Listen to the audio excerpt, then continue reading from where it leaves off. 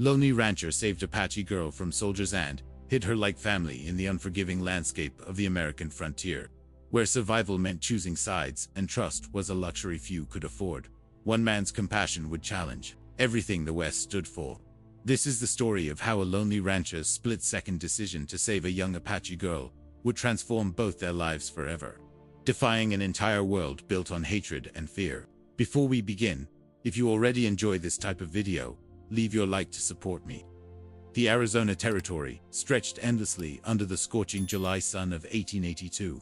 Its red earth, cracked and thirsting for rain that seemed as distant as peace between the white settlers and Apache tribes. Thomas McKenna had grown accustomed to the silence that surrounded his modest ranch, broken only by the occasional lowing of cattle and the whisper of wind through the sparse mesquite trees.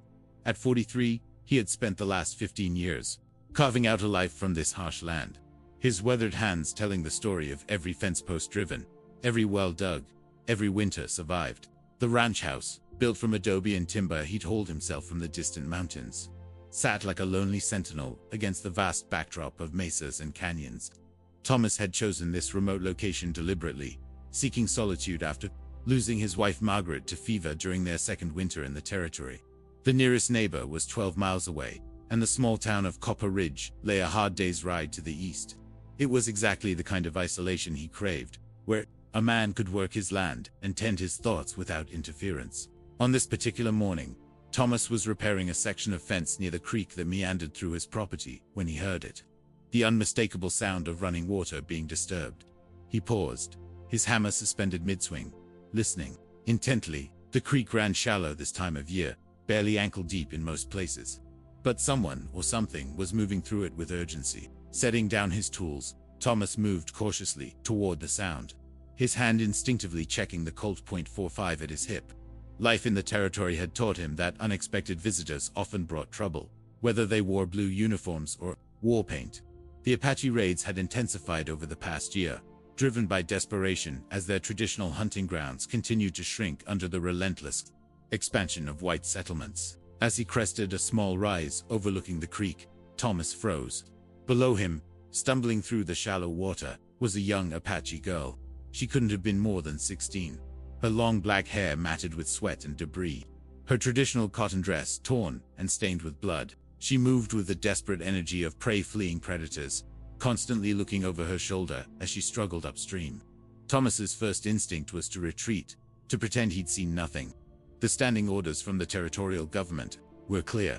Any Apache found off the reservation was to be reported to the nearest military post immediately. Harboring them was considered an act of treason, punishable by imprisonment or worse. But something in the girl's movements, the way she clutched her left arm against her body, the exhaustion that made each step a visible effort, stirred something in Thomas that he thought had died with Margaret. The sound of approaching hoofbeats made the decision for him. From the direction the girl had come, Thomas could see dust rising in the distance, riders moving fast. The girl heard them too, her dark eyes wide with terror as she looked frantically for somewhere to hide. The creek offered no cover, just open ground, stretching in all directions. Without thinking, Thomas whistled softly, the sound barely audible above the gurgling water. The girl's head snapped toward him, and for a moment, their eyes met across the 40 yards that separated them. In that instant, Thomas saw not the face of an enemy, but of a frightened child, who reminded him painfully of the daughter he and Margaret had never had the chance to raise. "Here," he called quietly, gesturing toward a cluster of boulders near the creek bank. Quickly, the girl hesitated, for only a moment before desperation overcame suspicion. She scrambled toward the rocks, Thomas helping to pull her into the narrow space between them, just as the sound of horses grew closer. Up close, he could see that her injuries were worse than he'd initially thought. A bullet had grazed her left shoulder, leaving an angry red furrow that still seeped blood, and her feet were cut and swollen from running over rough ground without proper footwear. "Stay quiet," Thomas whispered in Spanish, hoping she understood. Many of the Apache spoke, some Spanish from their interactions with Mexican traders. The girl nodded, pressing herself deeper into the shadows of the rocks. The cavalry patrol appeared 5 minutes later, 8 soldiers, led by a young lieutenant whose pristine uniform suggested he was new to frontier duty. They rode with the confident arrogance of men who believed their cause was righteous, their horses kicking up clouds of dust as they approached the creek. If you're enjoying the video so far, A like and subscribe to the channel helps a lot. You there? The lieutenant called out as he spotted Thomas emerging from the rocks. Have you seen any Apache in this area? Thomas walked slowly toward the patrol, his hands visible and away from his weapon. Morning, Lieutenant. What brings the cavalry to my little piece of nowhere?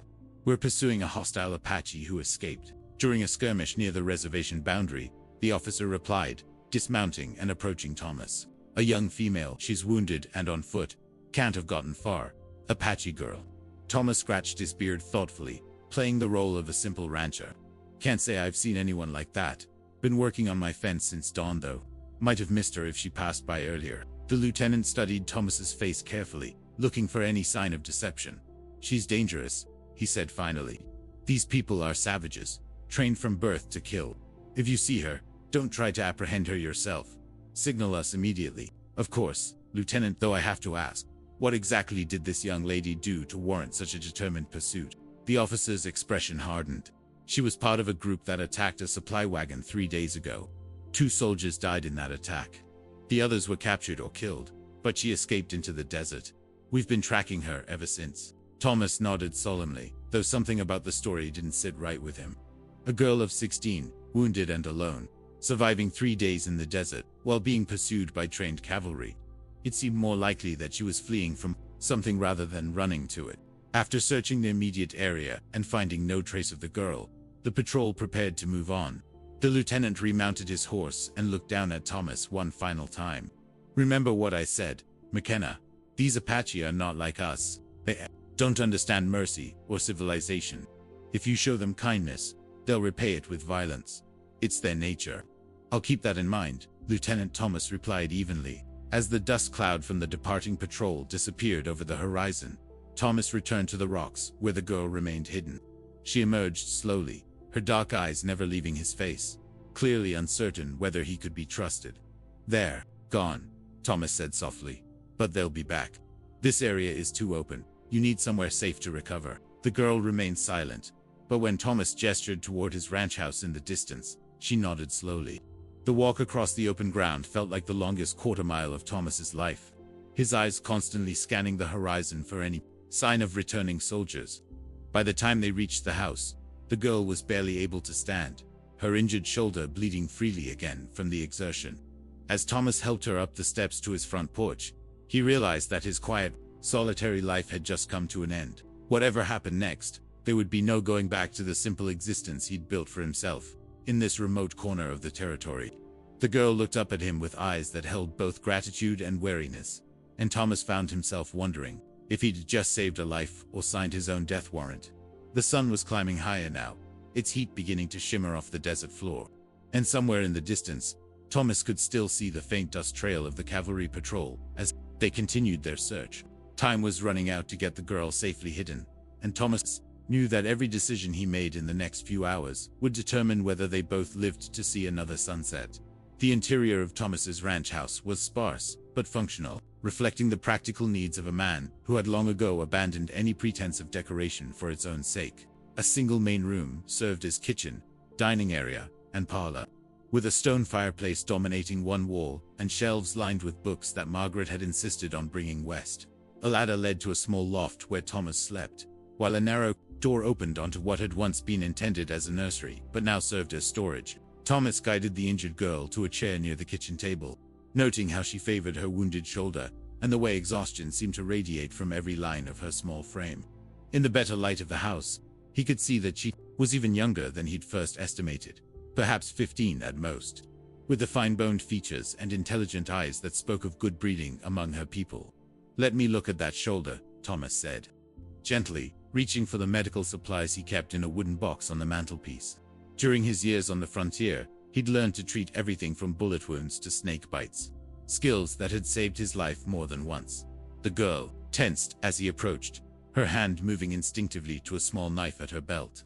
Thomas paused, holding up his hands to show he meant no harm. "I'm not going to hurt you," he said slowly, mixing English with what little Apache he'd picked up from trading with peaceful bands in years past.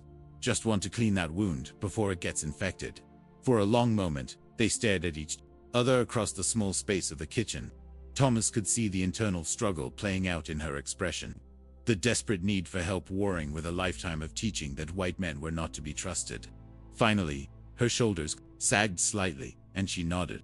As Thomas carefully cleaned the bullet graze with whiskey and hot water, he found himself studying her face. There was something familiar about her features, though he couldn't place where he might have seen her before. She bore the wound stoically, only the slight tightening around her eyes betraying the pain she felt. "What's your name?" Thomas asked, as he wrapped clean bandages around her shoulder. She hesitated for a moment before replying in accented but clear English. "Ayana, it means ... eternal blossom." "That's a beautiful name. I'm Thomas."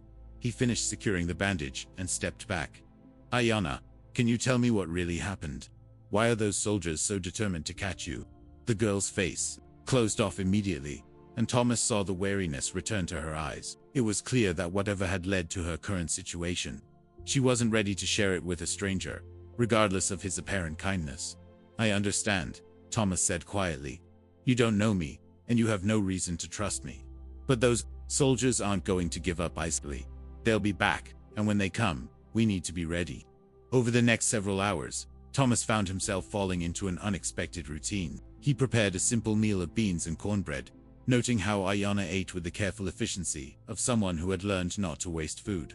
He showed her the storage room where she could rest, arranging blankets to make a comfortable bed in the windowless space where she would be hidden if anyone came looking. As the afternoon wore on, Thomas began to understand the magnitude of what he had undertaken. Harboring a fugitive Apache wasn't just illegal, it was social suicide in a territory where anti-Indian sentiment ran deep and violent. If discovered, he would face not only military justice, but the wrath of his neighbors. Men who had lost friends and family to Apache raids, and who would view his actions as the worst kind of betrayal. Leave your comment about what you think of this story so far. Yet, as he watched Ayana slowly begin to relax in the safety of his home, Thomas found that he couldn't regret his decision. There was something about her presence that filled an emptiness in the house he hadn't even realized was there. For the first time since Margaret's death, the silence didn't feel oppressive. As evening approached, Thomas was preparing to milk his cow when he heard the distant sound of approaching horses. His blood ran cold as he realized the cavalry patrol had returned, this time with reinforcements. Through the window, he could see at least a dozen riders approaching, their blue uniforms clearly visible in the fading light. "Ayana," he called softly, toward the storage room. "They're back. Stay quiet, and don't come out no matter what you hear." Thomas stepped onto his front porch just as the patrol reached his yard. The same young lieutenant from the morning was still in command, but now he was accompanied by a grizzled sergeant, whose scarred face spoke of long experience with frontier warfare. "Evening," Lieutenant Thomas said calmly. "Back so soon?" "We've expanded our search," the officer replied, dismounting along with several of his men. "I hope you don't mind if we take a look around your property. We have reason to believe the Apache girl might be hiding somewhere in this area." Thomas's heart hammered against his ribs, but he kept his expression neutral. "Of course, Lieutenant, though I have to say, it seems like an awful lot of trouble for one young girl." The sergeant stepped forward, his pale eyes studying Thomas intently. "That young girl is responsible for the deaths of good soldiers, Mr. Don't let her age fool you. Apache children learn to kill before they learn to walk." "I suppose you're right, Sergeant," Thomas replied. "I'm just a simple rancher. What do I know about such things?" The soldiers spread out across the property, searching the barn, the chicken coop, and the small corral where Thomas kept his horses. Thomas watched with forced calm as two soldiers entered his house, their boots heavy on the wooden floor as they searched the main room and climbed to the loft. The longest minutes of Thomas's life passed as he waited for the inevitable shout of discovery. The storage room where Ayana was hidden was small and cramped, but it wasn't particularly well concealed. Any thorough search would reveal it quickly. But the soldiers who emerged from the house were empty-handed, shaking their heads at their lieutenant. Thomas realized that his years of using the room for storage had worked in his favor. The men had likely assumed it was simply a closet, and given it only a cursory glance. "Nothing here, sir," one of the soldiers reported. The lieutenant frowned, clearly frustrated by their continued failure to locate their quarry. "She has to be somewhere in this area. Our tracker says she definitely came this way." "Maybe she doubled back," Thomas suggested helpfully, "or found some way across the river. I heard there's been Apache activity to the south recently." The sergeant continued to study Thomas with suspicious eyes, but without evidence of wrongdoing. There was little he could do. After another hour of searching the surrounding area, the patrol finally remounted their horses. "We'll be back tomorrow," the lieutenant warned. "If you see anything at all, you signal us immediately. Is that understood?" "Perfectly," Lieutenant Thomas replied. As the dust from the departing cavalry settled, Thomas remained on his porch for a long time, watching the horizon and thinking about the impossible situation he'd created for himself. Sooner or later, the soldiers would find some trace of Ayana's presence, or she would recover enough to attempt to leave on her own. Either way, the current arrangement couldn't last much longer. When he finally went back inside, he found Ayana sitting at his kitchen table, her face pale but determined. She had heard everything, and Thomas could see in her expression that she understood the danger her presence posed to him. "I should go," she said quietly, "before I bring more trouble to your house." "You're in no condition to travel," Thomas replied. "That shoulder needs time to heal, and you're still weak from blood loss. Besides, where would you go? The soldiers are watching every trail and water source for miles around." Ayana looked down at her hands, and Thomas saw a tear slide down her cheek. "Why did you help me?" "Your people and mine, ... We are enemies." Thomas sat down across from her, thinking about his answer. "I don't know," he said finally. "Maybe because you reminded me of someone I lost. Maybe because it was the right thing to do. Or maybe because I'm just a foolish old man who spent too many years alone." "You are not old," Ayana said with a hint of a smile. "And if you are foolish, then it is a good kind of foolish." As night fell over the ranch, Thomas found himself facing a choice that would define the rest of his life. He could continue to hide Ayana, risking everything he'd built for the sake of a girl he barely knew, or he could find some way to help her escape to safety, knowing that the odds of her survival in the desert were slim at best. Either way, Tom believed that if we followed the white man's rules, we would be allowed to live. But the rules always changed, and there was never enough food, never enough space. Thomas listened as he worked, beginning to understand the desperation that drove young Apache warriors to raid settlements. The reservation she described sounded more like a prison than a home. A place where proud people were expected to abandon everything that made them who they were. "What about the attack the soldiers mentioned?" Thomas asked carefully. "The supply wagon." Ayana's hands stilled on the vegetables she was cutting, and Thomas saw the shadow of grief cross her face. "There was no attack," she said quietly. "At least, not the way they said. A group of young men left the reservation to hunt deer in the old places. They were hungry. We all were. The supplies the government promised never came, or came spoiled and worthless." She continued her story, her voice barely above a whisper. "The soldiers found them with the deer they had killed and said they were raiders. There was shooting. My brother, ... My brother was with them." Thomas felt his heart sink as he realized the truth behind the girl's desperate flight. "He didn't make it back," he said softly. "No," Ayana replied, a single tear tracking down her cheek. "But I was there when the shooting started. I tried to help him, and a soldier shot me. When I ran, they called me a hostile too." The injustice of it burned in Thomas's chest. A girl trying to help her wounded brother had been labeled an enemy, combatant, hunted across the desert like a dangerous animal. No wonder she had looked so terrified when he first found her by the creek. If you've been enjoying this content, a like and subscription to the channel really helps support me. As the days passed, Thomas found himself looking forward to their quiet conversations in the evening. Ayana was intelligent and curious, asking thoughtful questions about the books on his shelves and listening intently as he read passages aloud. She had learned English from a missionary on the reservation. She explained, though she was careful not to reveal too much about her education. Thomas suspected there was more to her story than she was willing to share. The danger of discovery remained constant. The cavalry patrols had evolved their tactics, sometimes approaching from different directions or arriving at unexpected times. Thomas had been forced to develop an elaborate warning system, using the positioning of his tools and the behavior of his animals to alert Ayana when soldiers were approaching. On one particularly tense afternoon, a patrol arrived while Ayana was helping Thomas repair a section of roof on the barn. She barely had time to scramble down and hide in the storage room before the soldiers crested the ridge overlooking the ranch. Thomas forced himself to continue working calmly, though his heart was pounding so hard he was certain the approaching cavalry could hear it. This time, the patrol was led by the grizzled sergeant who had accompanied the lieutenant on their second visit. The man's suspicious nature had only grown stronger over the weeks of fruitless searching, and Thomas could see the frustration and determination in his weathered features. Afternoon, Sergeant Thomas called down from the barn roof. Hot day. For riding McKenna, the sergeant replied curtly. We're expanding our search pattern again. That Apache girl is still out there somewhere, and we aim to find her. Still searching for that one girl? Thomas asked, climbing down from the roof with deliberate slowness. Seems like she's caused you boys an awful lot of trouble. She's more than just one girl. The sergeant snapped. She's a symbol. Every day she remains free. It encourages other hostiles to think they can defy the government and get away with it. We can't allow that. Thomas nodded sagely, though privately he thought the sergeant's logic was twisted. The longer the search continued, the more incompetent the cavalry appeared, not stronger, but he kept that observation to himself.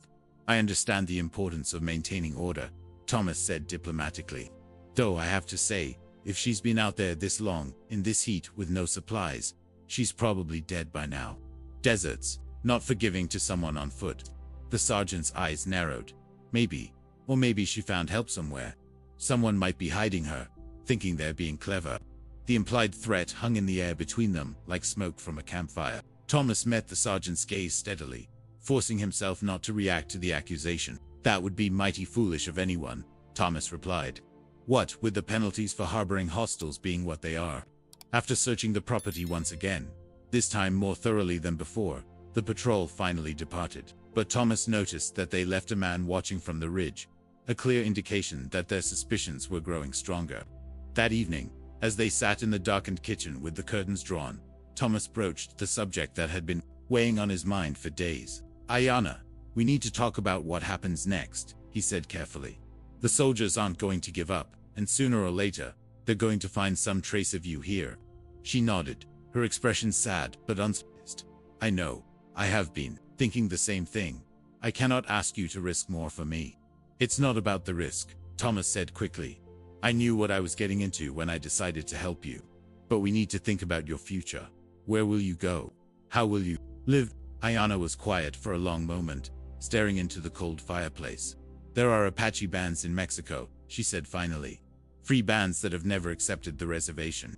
If I could reach them, that's hundreds of miles through hostile territory, Thomas protested. And the Mexican authorities are just as likely to shoot you as the Americans. Perhaps. But what choice do I have? I cannot return to the reservation. They would punish me for running. And I cannot stay here forever, bringing danger to you. Thomas found himself struggling with emotions he thought he had buried with Margaret. Over the weeks, Ayanna had become more than just a responsibility or a secret to be kept. She had brought life back to his house, filling the silence with laughter and conversation. The thought of her attempting the dangerous journey to Mexico alone filled him with dread. There might be another option, he said slowly, an idea beginning to form in his mind. It would be risky, and it would mean leaving everything I've built here behind, but it might work. Ayanna looked at him with surprise and growing hope. What do you mean? There are places in California where a man can start over. No questions asked, Thomas explained. Mining towns, ranch country where hands are always needed. If we could get there, we could claim you're my niece, maybe the daughter of my late brother. Your English is good enough to pass.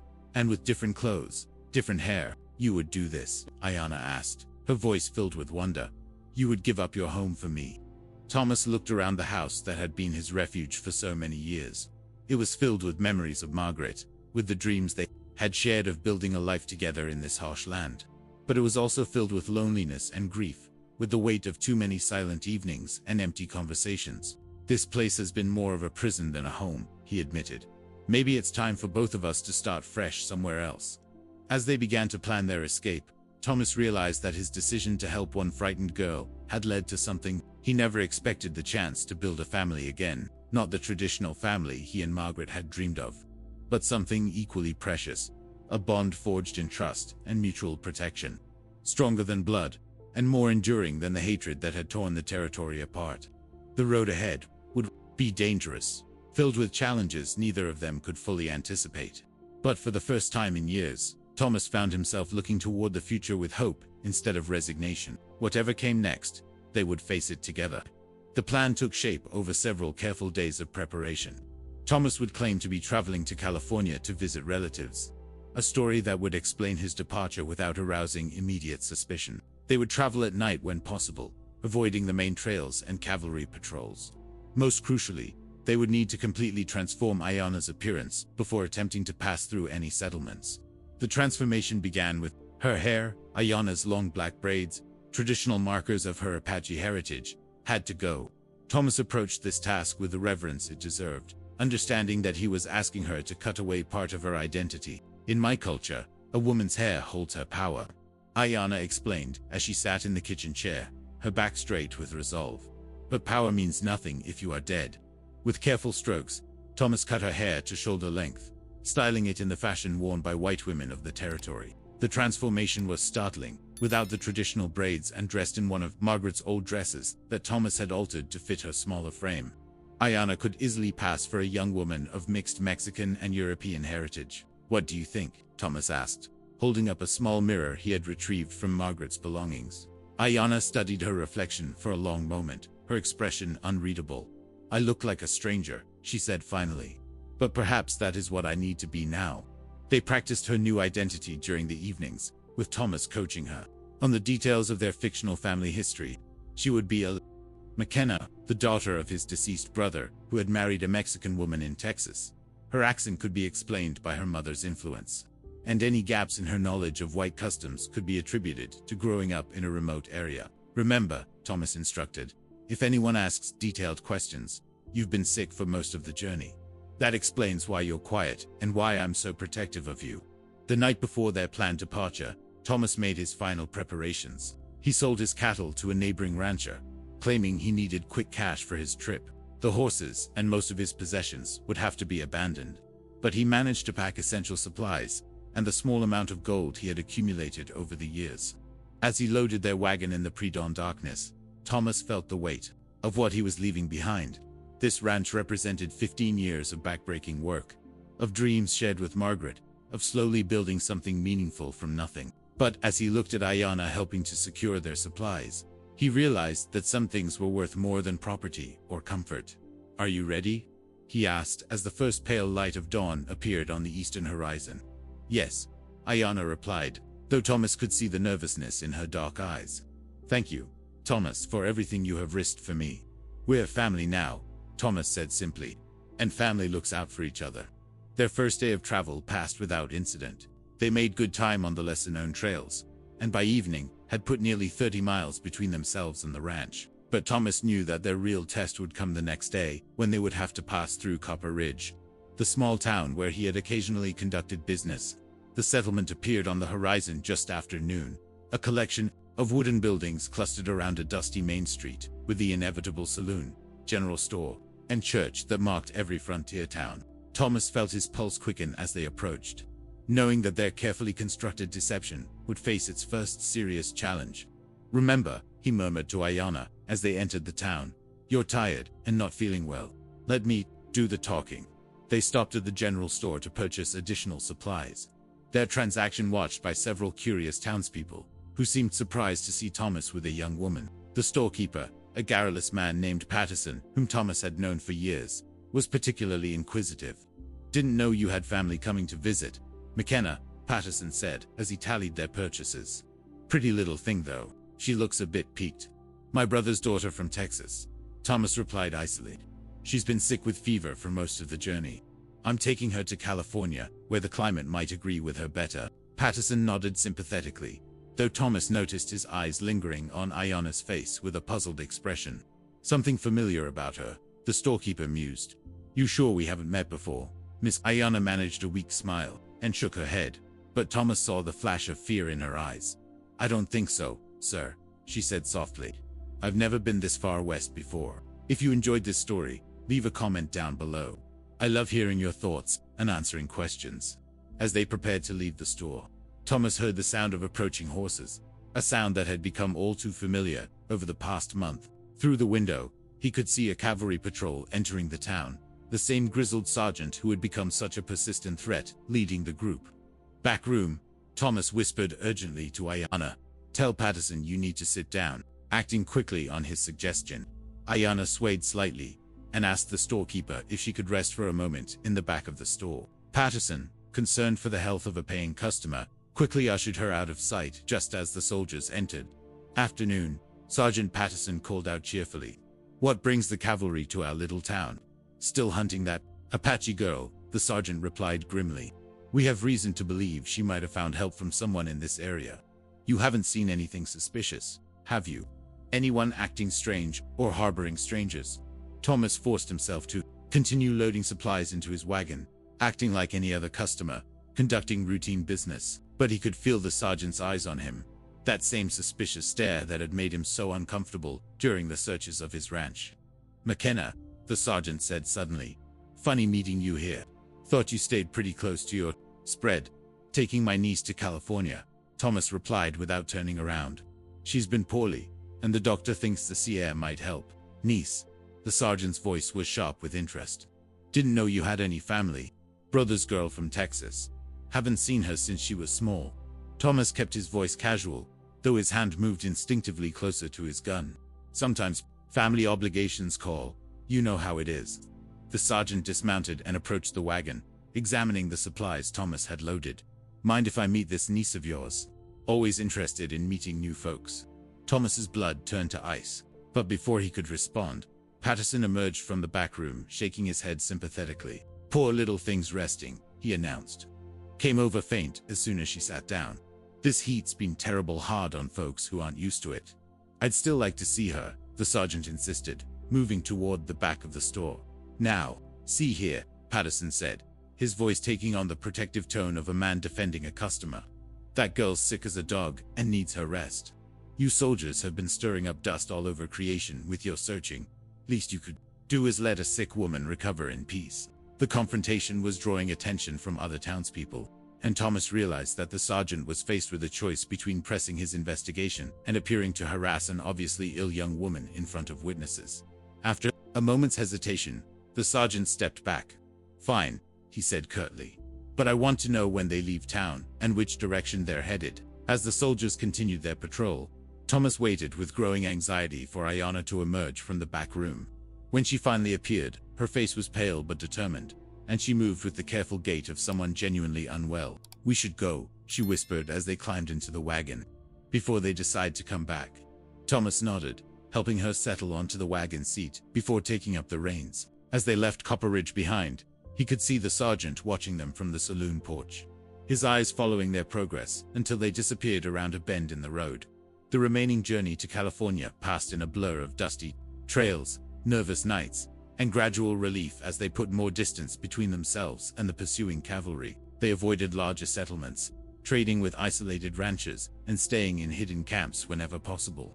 3 weeks after leaving the ranch, they crested a hill and saw the Pacific Ocean spread out before them, like a blue promise of freedom. The coastal town of Santa Barbara lay nestled between the mountains and the sea, its adobe buildings and peaceful harbor offering the fresh start they had both desperately needed. As they made their way down into the town, Thomas felt a weight lifting from his shoulders that he hadn't even realized he'd been carrying.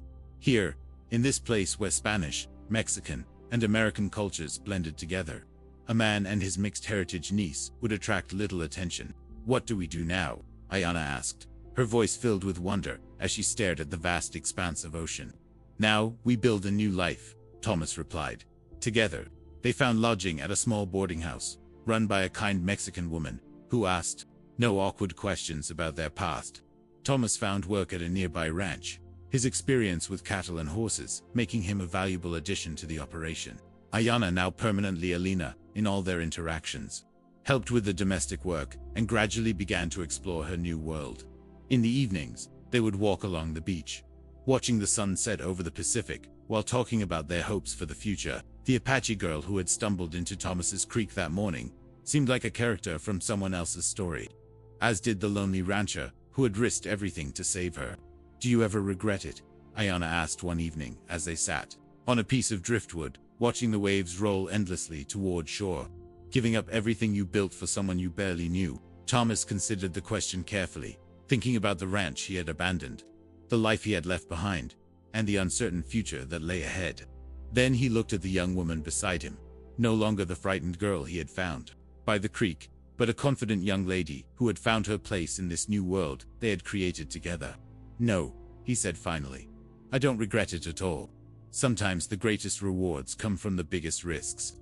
And sometimes family isn't just about blood, it's about the people who choose to stand by you when the world turns dark. As the stars emerged over the California coast, Thomas McKenna and Alina McKenna sat together in comfortable silence.